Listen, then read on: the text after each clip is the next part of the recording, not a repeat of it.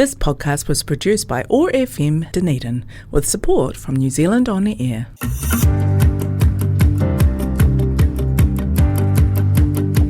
Welcome to What's News Dunedin, the radio show that's spawned from the 24,000 plus strong local Otipoti Dunedin What's News Dunedin Facebook group. The group has been put in the social, back in the social media since 2020 with respect for adult debate and a sense of humour. I'm your host Richard Knights. On today's show, hopefully, we'll be talking to our wonderful guest Jordan Wichman, fundraising superstar. Does appear to be running a little bit late, so hopefully we'll just roll them in when they get here, but we'll start without them. And they'll tell us a bit more about themselves and what they're doing currently, and also helping us look back at the posts that have generated the most interactions over the past 7 days on the What's News Dunedin Facebook group.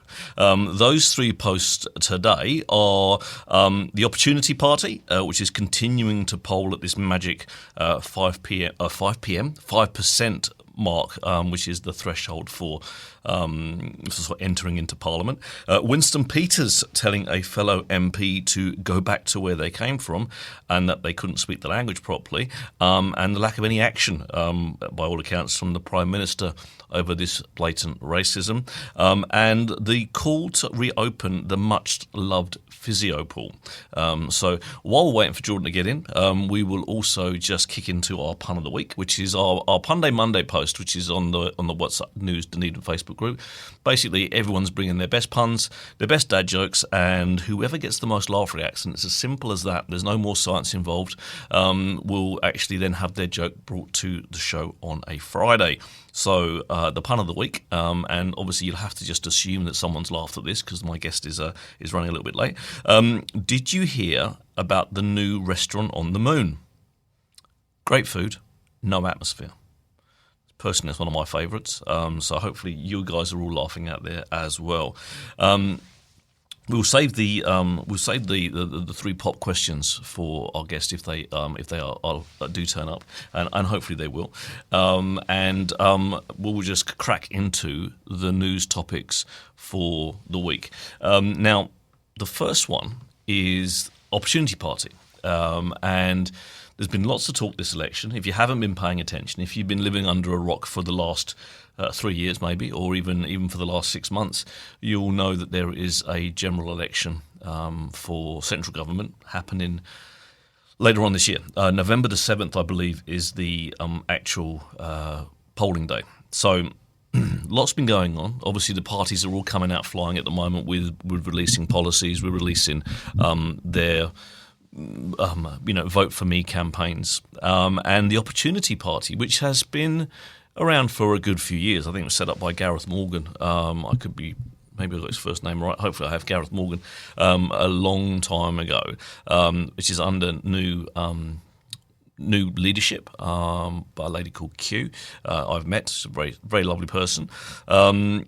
And they've seen a resurgence, and they come into this election. And they are now looking, in the last few polls from various different sources, they are now polling at that sort of magic 5% mark. Now, what is magic about 5%? Well, under our MMP system, you either get voted in via an electoral seat, so you stand in a constituency such as Tyree or Dunedin, and you get the most votes, and you get a seat in Parliament, one of the 120-something seats I think there are, and you get a seat.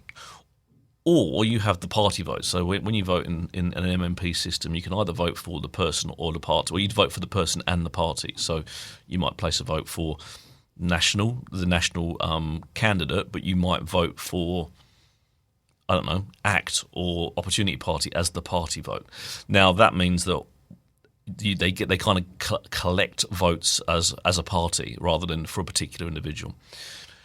Under MMP, the threshold for getting into Parliament is 5%. So what that means is if you get 5% of the party votes, then you get to have, I think on the current way it is at the moment, I think I read something this morning, you get 6 seats in Parliament. If you get about 6.5%, I believe you get 8 seats. So you don't have to win an electoral seat, so you don't win a geographic space. You just get through on party votes. And this is probably the best opportunity excuse the pun, for the Opportunity Party to get in by actually accumulating 5% of the party vote.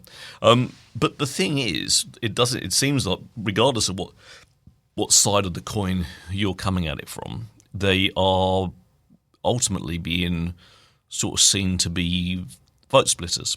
And what does that mean by that? Well, they seem to be a centrist party. They've said basically that they are all about policy rather than about being right wing or left wing. We obviously have National Act and New Zealand First that sit to the right of government, or to the right of the centre of politics. Then you have the likes of Labour, Greens, and Te Pāti Māori, who are considered to be left of centre, and we tend to flip-flop between the kind of two blocks, as depending on how long they manage to hold on to power. And Opportunity would appear to sit sort of smack bang in the middle. So they have policy that appears to appeal to the right bloc. They have a policy that appears to appeal to the left bloc. They have a what they call a universal basic income as part of their tax policy. They also have a land tax as part of their tax policy. Things which perhaps people like the New Zealand First Act, National, are saying they're not interested in, and have ruled them out. Christopher Luxon came out recently and said that they didn't see top the Opportunity Party, should I say, because they're not top anymore. They've changed their the way they want to be described, as forming that they wouldn't form a government with them, which does seem a little bit knee jerk, especially when Christopher Luxon would appear, certainly from where I sit, to be as desperate to cling on to power as anyone else, and ultimately would then basically choose to work with someone like Winston Peters and New Zealand First, if that meant that he could get power, which is what he did last time. He was ruling New Zealand First out for as long as he possibly could, until it looked like he had no choice but to work with them. And then suddenly they were, best buds, working on a coalition of chaos, and basically bring the last 3 years to New Zealand. And then you've got Labour and Greens, and so Labour have sort of come out and sort of said again, like, they wouldn't necessarily form, not necessarily form, but they would, a vote for Opportunity would potentially take away votes from them, therefore making it a vote to keep the status quo, which is basically keeping New Zealand First and Act and National in control of central government for another 3 years.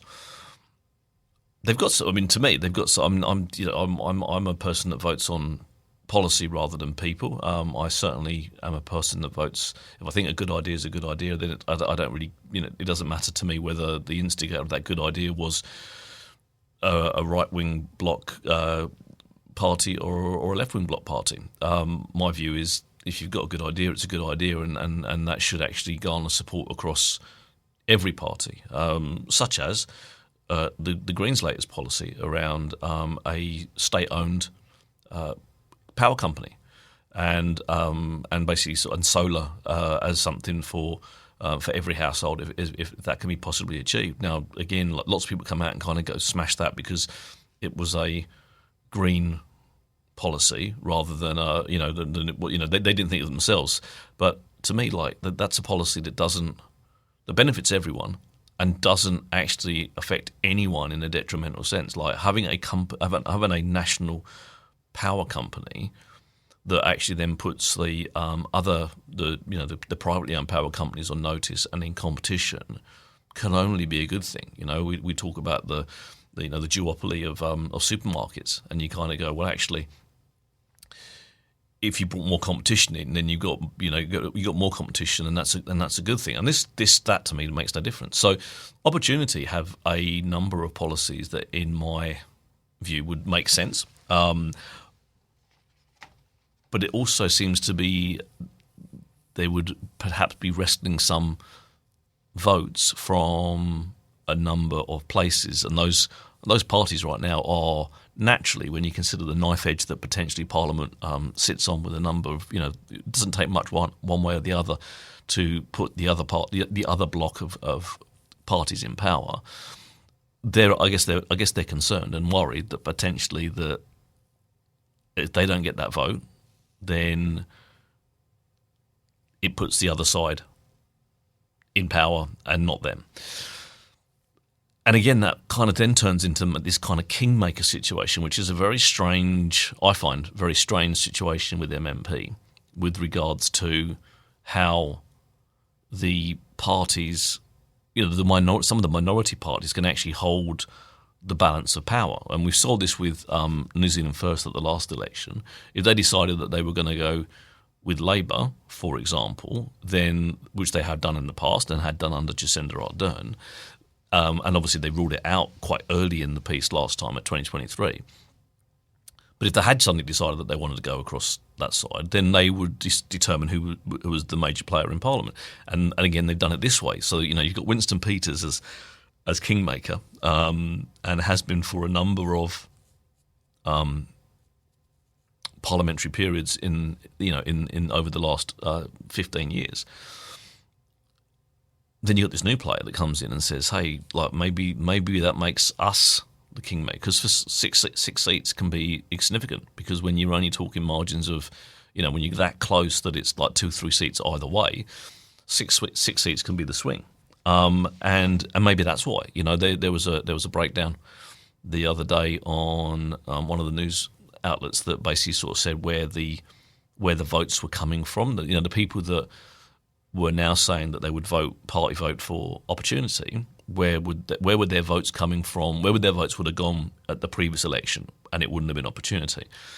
And there's something like 23%. I could get my figures wrong, but hopefully I don't. There's something like 23% came from National. A similar number came from Labour, but less, and a few. And then obviously then there was a spread across a number of different parties too. So I guess all parties are then worried that potentially they are losing they're losing votes at that point from various different spots in the and those are going to not what they would consider to be naturally aligned parties, but they're going to a new party. So. So that's basically where opportunity is at the moment. But in my view, potentially, there should be more parties in Parliament. There should be a more diverse group rather than you kind of 3 blocks this, 3 blocks that, 3 blocks left, 3 blocks right. Parties. If we want proper representation, then we need to be also seeing opportunities and people like Alliance and other parties and that come in and actually hold some kind of sort of balance to the natural sort of like rather than this flip flop. To me, this flip flop thing that happens literally every single time we get to election day. Like, are we going to flip to the right? Or are we going to flop to the left? We're going to flop to the right, flip to the left. It makes, you kind of know that it's happening, and after a certain period of time on one side, it's going to go to the other side, which again just makes kind of things doesn't move the country forward fast enough in my mind, because actually everyone just spends that amount of time flipping back the stuff that they didn't like. I mean, the Labour have already said there's a whole load of stuff they're going to wind back, which. Again, I agree with, but that all takes time to wind everything back that National and ACT and New Zealand First have done. That doesn't actually that we don't, people on the left don't like, but that takes time. And by the time they've done that, they're not actually pushing forward policy that they could have been doing if they'd been kind of a bit more sort of partisan, more collaborative approach to policy in the meantime, because everyone wants to do the best for New Zealand. They just look at it in entirely different ways. Now, talking about politics, we've got our friend Winston Peters. Now, he's stood up this week, and he's our foreign minister, right? So let's put this in some context, right? He's been deputy prime minister. He is now the foreign minister to New Zealand, which means basically he's in charge of the relationship between us and other countries, right? So let that hang in the air for just a little while, because he has stood up this week in Parliament to a a Kiwi citizen who is of Chinese descent, and he has told him to go back to where he came from. He's basically been in this country since he was 6 years old, but was born in China. It doesn't get, in my mind, any more blatantly racist than that. Right? That's it. It doesn't get any more racist than telling someone to go back to where they came from. And also he added in, just for good measure, that he couldn't speak the language properly. And again, it doesn't get more condescending and racist than that. The Chinese ambassador has kind of got involved and sort of said, this says a lot about the person. But this is our foreign minister. This is the guy that is supposed to be in charge of our foreign policy and our spokesperson to the rest of the world, who is now standing in our parliament publicly and on record making racist comments towards another member to another member of parliament. Disgusting. Absolutely disgusting behaviour. If your kids did it at school, you'd be telling them off. If your people did it at a workplace, they'd be up in front of HR. We've had sexist comments in Parliament recently, and people have jumped all over it. Everyone's gone up in arms and gone, "Oh no, you can't be sexist. You mustn't be sexist," and you shouldn't be. You absolutely shouldn't be. But it appears that sexism is a line where people go, "No, that's enough." But racism doesn't appear to be something where people will stand up and actually and call it out, because the Prime Minister hasn't done anything. The Prime Minister, who basically has assigned the foreign minister role to Winston Peters, hasn't come out and said that's wrong, that's inappropriate, that's just the way it rolls. But they should. They absolutely should come out and say something, because if it was an employer, if it was anyone else, then they absolutely would do something about it. And the fact that our government actually hasn't is, in my mind, totally crazy. Now, while I've been talking, the wonderful Jordan has arrived in the studio. Welcome to the show, Jordan. Thank you for having me, Richard. Good to see you again. Thank you. And in the world, and in the wonder of like live radio, I've just literally been filling in the air. I've been flapping my gums for people to listen to for the last 20 minutes, so that to give you the opportunity to come and actually talk to us about something that's nice and makes sense. So, thank you. Welcome back on the show. We will talk about the third topic of the week in a minute. I've just kind of covered off the first two, and you know how it works. You've been here before, returning guest. But what I would like to do is come back to our pop questions, because returning guests get different pop questions. Oh, okay. Right? And I don't want you to miss out the opportunity to have those pop questions. So again, you missed the pun of the week. I want to give you the pun of the week again, just to see if you find this funny. Right? Okay. So pun of the week, Monday Pun Day. The pun of the week this week was: did you hear about the new restaurant on the moon? Great food, no atmosphere. I do quite like that one. Yeah, I do. It's one of my favourites. I've heard it many times before, but every time I still get a snigger out of it, because actually I think, that just works. That's just one of those jokes. It's just going to work forever. Yeah, I'm a big fan of the dad jokes, so I know. That's a solid pun. Remember you saying last time you were here. Now, so different pop questions, because you've done the last lot. You don't get about to brush up on stuff. You see, we're going to keep you on your toes on the show. So, toilet paper. You know when you have the toilet roll on the holder? Yes. Now, as you got the toilet roll on the wall, is the paper over closest to you, or is it away from you closest to the wall? It's over closest to me. Absolutely. And again, that's the one question you can get wrong on my show. I think last time you got the right question on the I just feel like if it's up against the wall, I don't know what else has been up against, It's just bacteria it's awkward, on surfaces. Exactly, and then you sort of smash the hit. Instead, go for reach for the paper, stick your finger into the wall instead. Yeah. There's It's danger also harder involved. to tear. Yes, agreed. And I've said this before to people. I tend to go to the toilet in the dark. I don't want to turn the light on, because I don't want to get bright lights and then bump into stuff on the way back to bed. Right. So again, if it's closest to me, I'm not scrambling against the wall to try and bloody find exactly. to find it. It's there. It's present. I know where it is, and it's easy. Right, and I am a habitual corrector of the toilet. I don't care whose house I go to. I go to someone's house and the toilet roll's on the wrong way, I will correct it. Oh, I do the same. Yeah, exactly. Because there's certain things I just won't tolerate, and that's one of them. Mm-hmm. So your second pop question this time round is: who is your favourite Spice Girl? Oh, that's a bit tough. I mean, I feel like I'm a really solid mix, personally, of Baby Spice and Sporty Spice. Right, I'm with you. I feel like they're my vibes, for sure. They're your vibes, absolutely.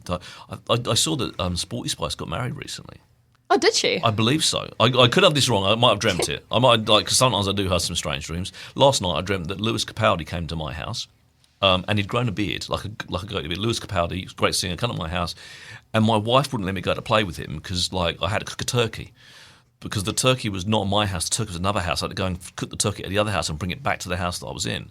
Don't know whose house I was in, but I wasn't allowed to go out and play with Lewis Capaldi. Well, that's just rude. That's not fair, is it? No. So what I'm trying to say is the next thing I'm about to tell you, it could just have been a dream. But my understanding was that Sporty Spice got married wearing a dress that Victoria Beckham designed. If that actually happened, that's pretty cool.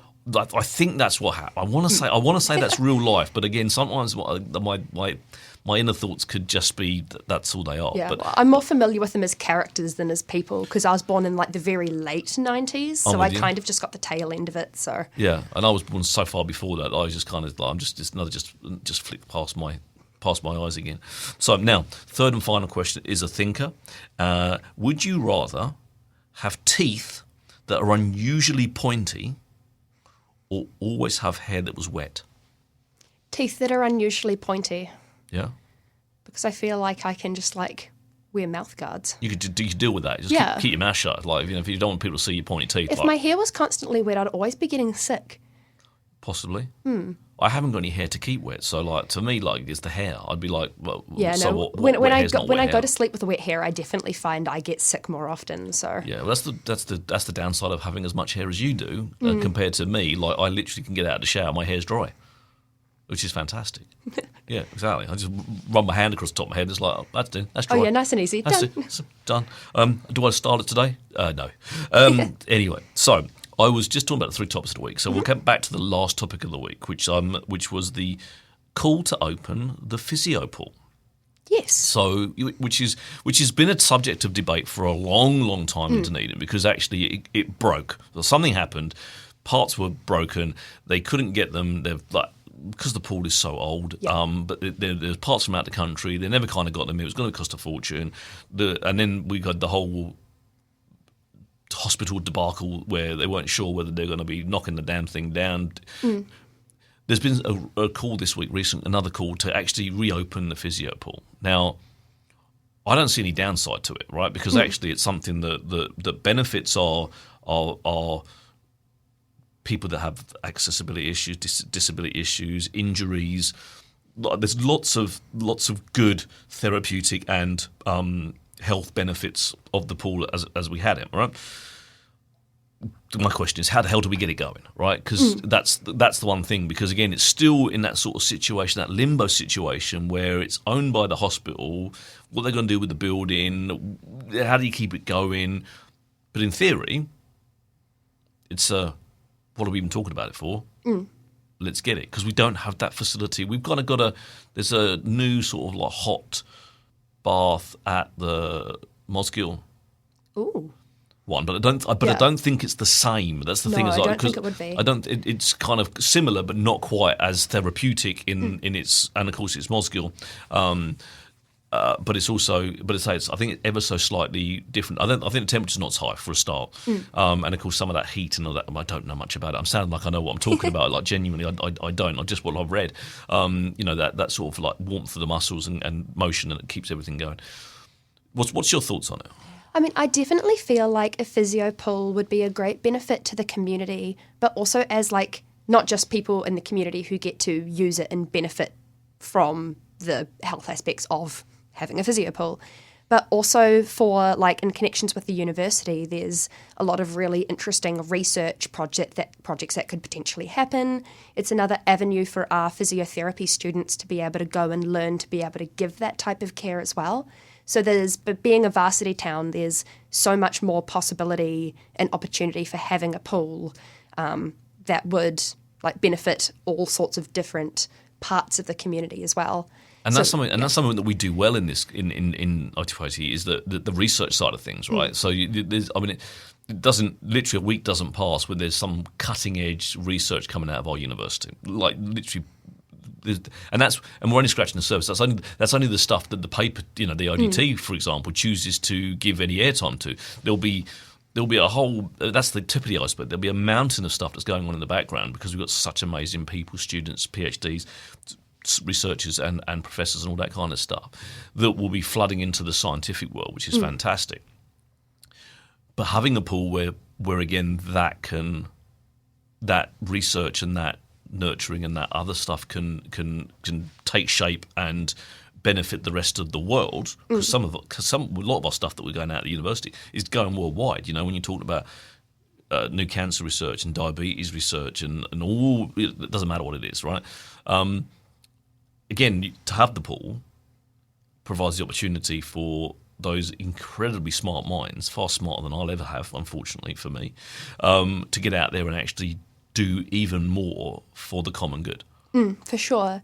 Yeah, I think it becomes more of a question of exactly where the money's coming from, how the money's being budgeted, what sort of other things is it comparing to in the budget that's making it more of an at-risk piece of equipment comparatively to some other things. But I suppose that's a question for the project managers and the people who are actually handling that side of things. Because it's the sort of thing is, for me personally, since it's such a no-brainer, if they decide to not go with it, for me, I'd just kind of like to understand the reason why. Yeah. Because I feel like a lot of the time, especially with projects similar to this, and if things do get cut, there's a lot of community outrage because we don't understand why things have been cut. None of that side of things don't really get communicated to us. No. And I feel like just in general, there'd be such a better understanding with the community and surrounding big topics like this, that if we just knew why things were happening or why things weren't happening, then it makes it a much healthier debate because there's more understanding of the situation around it. And the thing for me is that I always worry about is once these things are gone, getting them back is so hard. It's so difficult. It's so much harder getting something back than it is to kind of keep something going. You look at things like we used to have trams. And like it would be wonderful. I've just come back from Sydney. Like I had a holiday, and the trams over there are fantastic. You get on the tram, hop on, hop off. It's like and you kind of go, we had that here. And for whatever reason, it was deemed to be no longer either economically viable or technologically viable or other bits and pieces, and we got rid of it.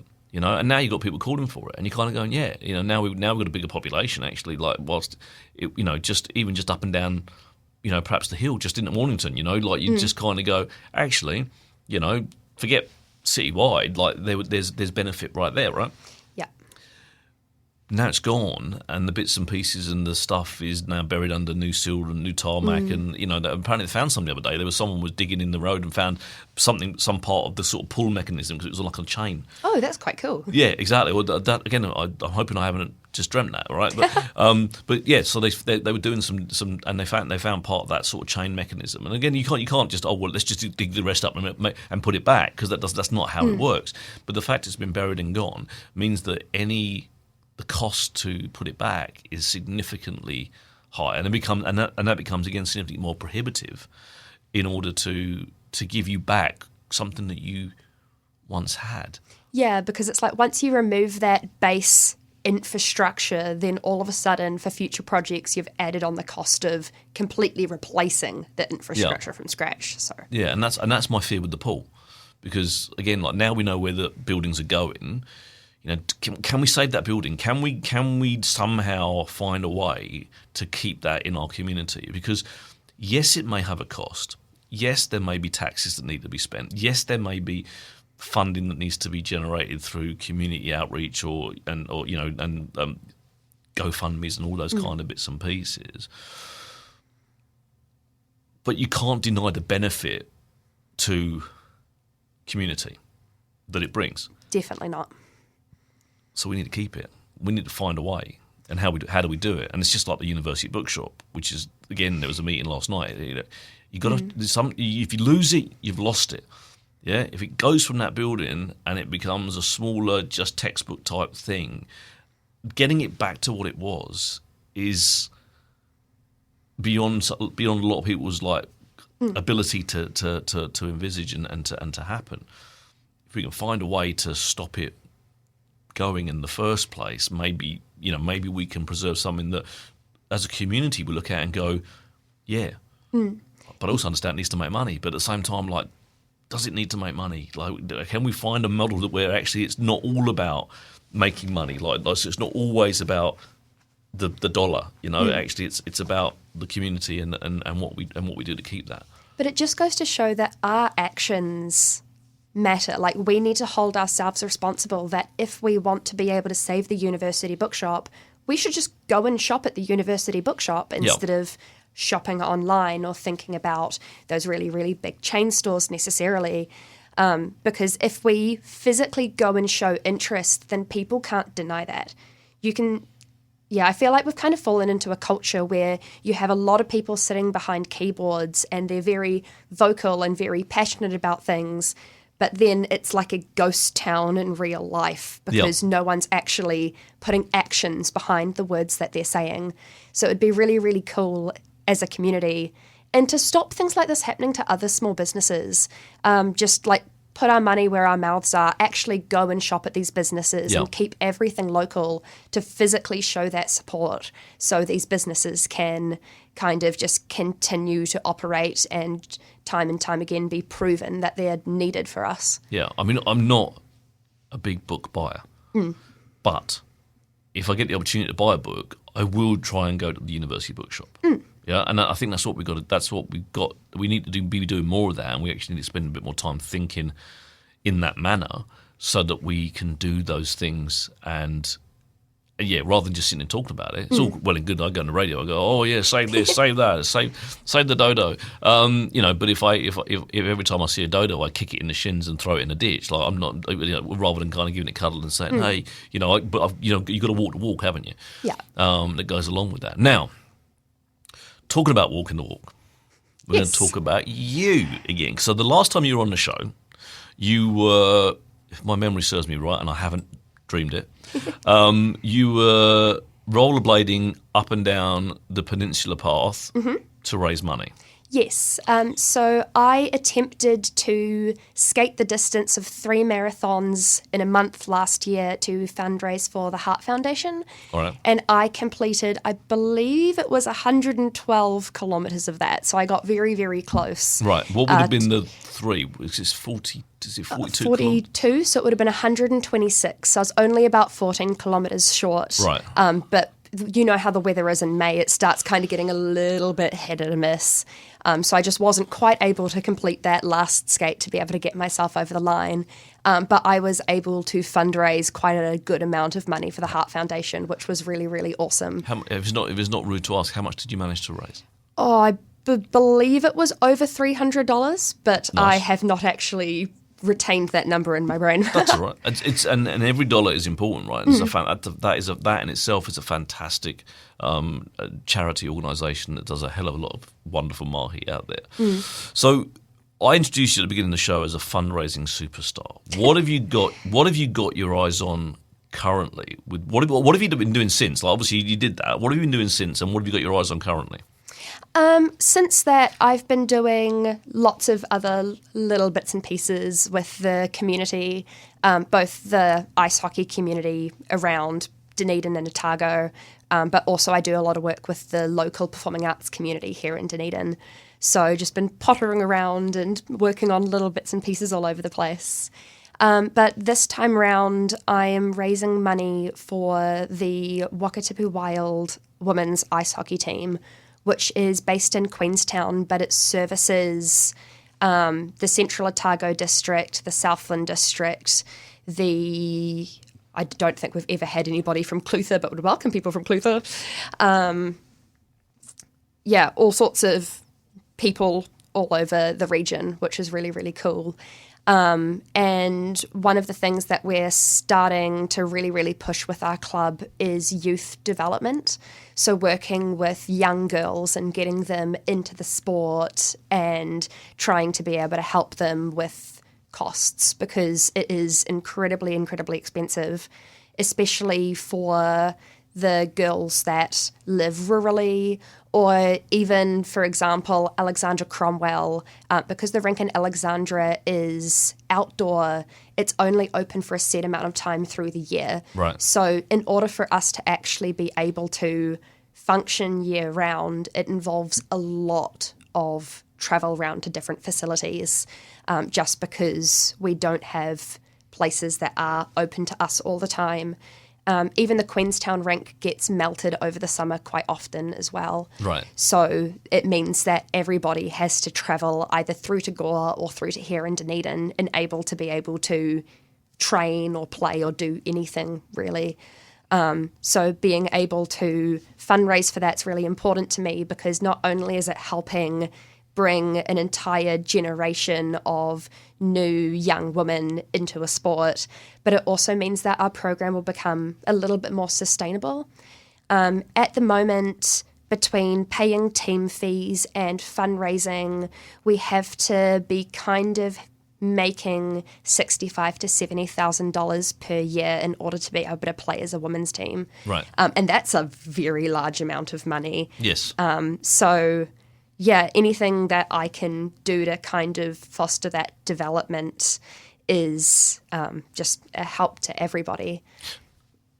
So why do you do it? And I'll quantify what I mean by that. Is are you a paid employee of the ice hockey team, and therefore but then you go beyond that to do, some people will be there going, right, I'll apply for the grants and I'll get grants and I'll do that. But then fundraising is kind of another step and another part of it. What's your connection to it, other than obviously probably liking ice hockey? This is completely my own initiative as a team member. Okay. So it's our responsibility as members of the team to help fundraise to be able to cover our own costs. But I like to think of it as a bit more than that. Not everybody is necessarily able to help as much as they'd like, or there's just life things that get in the way. And we're living in a world where money is becoming harder and harder to get the lower and lower down the pecking chain you are. And we're just a really, really small sport in New Zealand. So if I can do something little, well, it feels little to me. If I can do something that's little to me that goes and has this success, then it proves to everybody that they can do it too. And hopefully from that, it inspires people to, take a stand for their own little clubs. And it's really, really not too much effort to kind of put yourself out there and try to help the others. But a lot of people don't. Yeah. A lot, genuinely, there's a lot of us that kind of go, that again, can talk a big game and not necessarily put their money where their mouth is. What is it you're actually doing to fundraise? So we as a club, we've made a Give a Little page. Yep. And my concept is getting 1,000 people to donate $100. Because collectively, when you put that together, $100,000 is a very, very, very large amount of money. Yep. But when you break it down into tiny bite-sized chunks, $100 isn't much. So hopefully by asking people for small amounts, it all adds up into the big amount. So if I can find my 1,000 people who would be willing to support women's sports and support women's ice hockey and donate $100 our way, not only is that $100 directly going to impact the lives of myself, my teammates, all of these other young women across the Otago and Southland regions, but it just brings that one step closer to the grand total, which if I reach, I'm going to do a world record attempt at running up Baldwin Street in full ice hockey goalie gear. Right. Okay. So I was waiting for that bit at the end. You see, I kind of had a feeling with you that was coming. Yeah. So that's the end goal, right? So if you can achieve that fundraising target, then Jordan is donning the goalie gear. Are you a goalie? I am a goalie. See, we had Sian Hannigan on from Dunedin Thunder. Yeah, I love Sian. She's one of my great friends. She's awesome, absolutely fantastic. And I had a couple of the younger, sort of 15-year-old players from the youth side of things that, again, were absolutely awesome human beings. And I've forgotten both of their names. Olive and Aoife. I knew it was Olive, and I was struggling for Aoife. Olive and Aoife, I'm sorry, both of you. I reckon I remember your faces, never forget them, but I was just struggling for Aoife's name. But anyway, so again, they were on the show, and I genuinely didn't realise that ice hockey was the thing it is, like because whilst it is a small sport in Aotearoa scheme of things, because obviously you got your rugby and you got those kind of netball and football and your big cricket. sports. I didn't realise how popular it was and how many teams there are and how involved people are in it. And it sounds like, but again, with that ice time, that the gear, the cost of gear is significant, right? And the more we do to kind of elevate the discussion around the sport helps, right? And I do like. I don't know. I don't want this to sound sexist. Well, I might come across that way. It's not intended that way. I do like to elevate female sport because it's never had the same.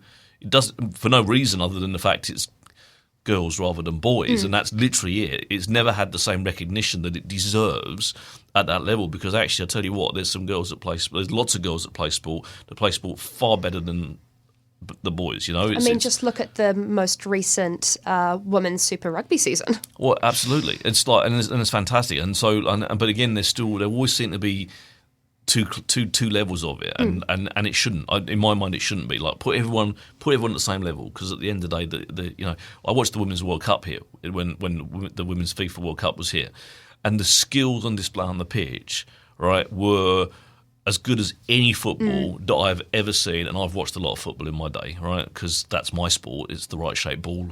It doesn't bounce in strange directions when you drop it. But the skill involved in those games to a game, like to every single game. Like I've seen bad men's games, right, in a World Cup. I didn't see a single bad women's game, and you kind of look at that and go, there needs to be some kind of leveling of the. There's a lot of pressure. Extra pressure in women's sport as well, because you know that if you have a bad game, then all of a sudden you're going to have so much pressure of this is why people shouldn't watch women's sports. They don't watch a good game and say, this is why we should support women's sports. It's almost like there are people out there kind of just waiting for us to fail so they can say, I was right. Yeah. And that's wrong. That's wrong at so many levels. So the question for you is like, you strike me as one of these people that just genuinely wants to do, right? And I love that. I love that about you. How old are you again? 28. Okay. So you're almost half my age. That makes me feel so old. It's my birthday today. And I'm happy birthday! Thank you very much. But it's like, and I'm 54 today. So like literally like so. And I can't imagine myself at your age, and certainly wasn't being as willing to do. I'm willing to do now, right? Like as I've got older, I'm more willing to do and all those things. But at your age, I was probably much more self-centered in the sense of I was much more focused on me and what anything that I did benefited me. But you're a doer, right? And I love that about you. The two times that we've spoken have been wonderful. So what are you doing outside? Like obviously that's a big thing. What are you doing elsewhere? Because I spoke to Terry McTavish last year. Oh, yes. Right, and then yes. Terry tells me you're her IT girl. I am her IT girl, which is fantastic. And this is what I love about Dunedin, right? Is that I'm talking to one person over here, and then she said, "Who you got on the show next week?" And I just went, Jordan Wichman. He's like, Jordan's my girl. And I'm like, she's essentially adopted me. It's very cute. She's such a wonderful human being as well. It was the first time I met her, and I fall in love with her, like genuinely. Like, she's just so flamboyant. But it's like that's what Dunedin is all about, right? And so you're out there doing. So what else do you throw yourself into when you're not fundraising for this and fundraising for that? What else are you doing? Like obviously you're doing Terry McTavish's like IT. I mean now on a resume that's like, I mean can you imagine like I'm this famous actress. I do their IT. Yeah, I help her with figure out her emails. Exactly. Yeah. What else are you doing with yourself, Jordan? Like upcoming projects, I'm working on the Tahi Oti Poti Festival. So that's being run by the Dunedin Arts Festival. It's a one performer show type sort of exhibition of work, and it's in its inaugural year here this year, which is very, very cool. So that's coming up in October. I'm working on the Regent Christmas pantomime that's happening over come Christmas time as well. I'm potentially, depending on ice times, going to be assisting in running a junior women's hockey camp over the summer as well, if we can get things off the ground. Just keeping busy with trying my best to help all aspects of my community. So, which is fantastic. Now, do not take this as an insult, because it's not. Do you have a real job? Like, I put it in the air quotes. I do have a real job. There's something else that you're doing you've got to do all of this around the outside of, because probably the real job's not as much fun. But yeah, I have two real jobs two on top real of jobs. All of the other outside things I do. So what are the real jobs? So the part-time real job that pays my rent. I'm a bookie at the TAB. Nothing wrong with that. And then the part-time job that provides me my spending money is I tutor at the university as part of the School of Performing Arts and help them run their lunchtime theatre and lunchtime concert programs. I think you mentioned that last time you were in. You didn't mention you were booking. I'm an addict, right? Mm.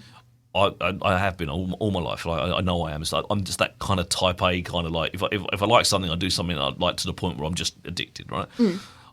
I've never placed a bet in my entire life, because I know that if I walked through the front door of a betting shop and I placed that first bet, I would still be there.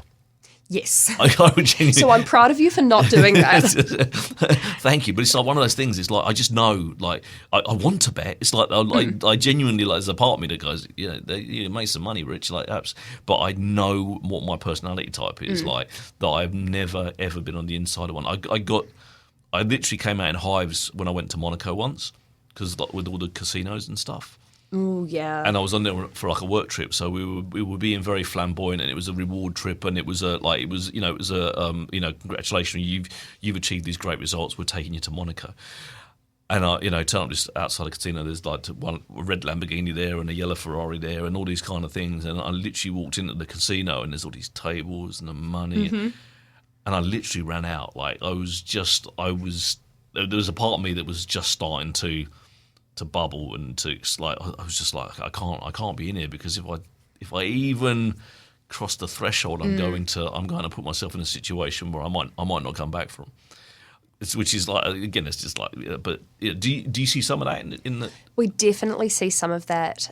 Part of my job is to actively watch out for that behaviour, so that way, if I need to be able to have those difficult conversations with people, I'm trained to be able to have those difficult conversations with people, because it's not just about, as a bookie. A lot of people are like, oh, as a bookie, you're like, oh yes, give me your money, and I'm going to send people after you to come beat you up for the money you owe me. But it's genuinely not that at all.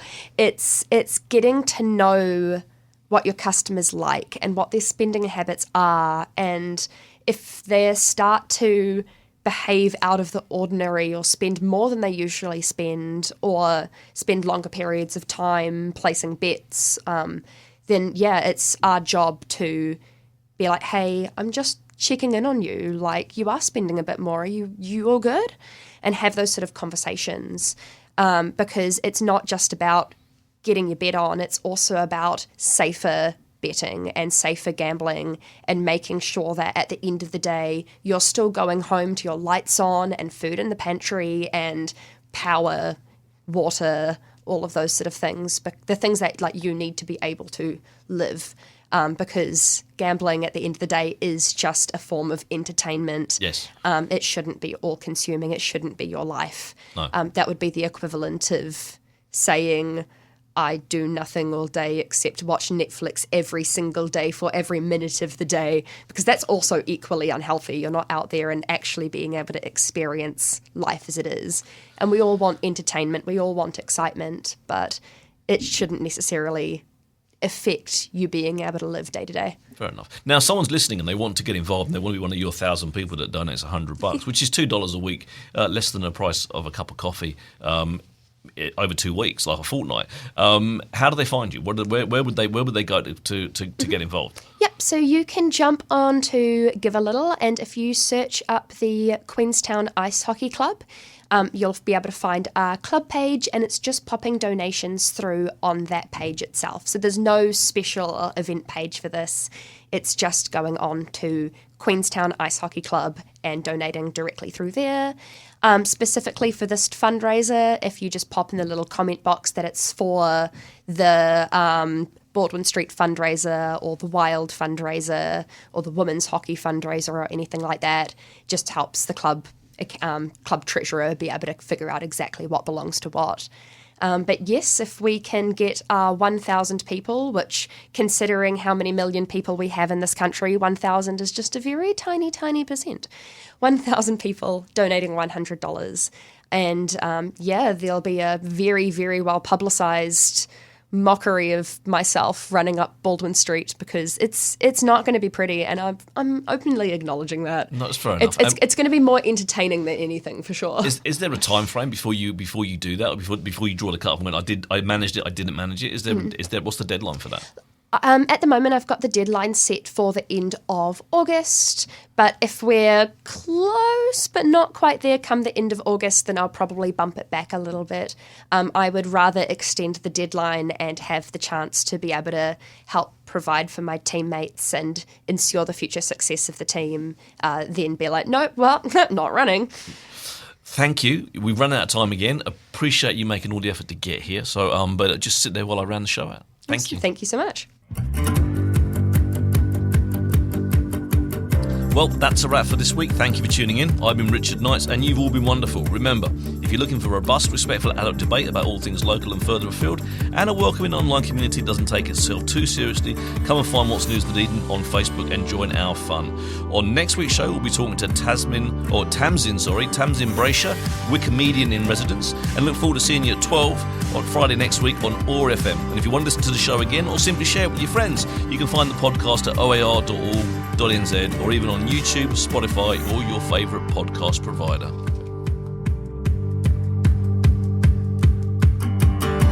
This podcast was produced by OAR FM Dunedin with support from New Zealand On the Air.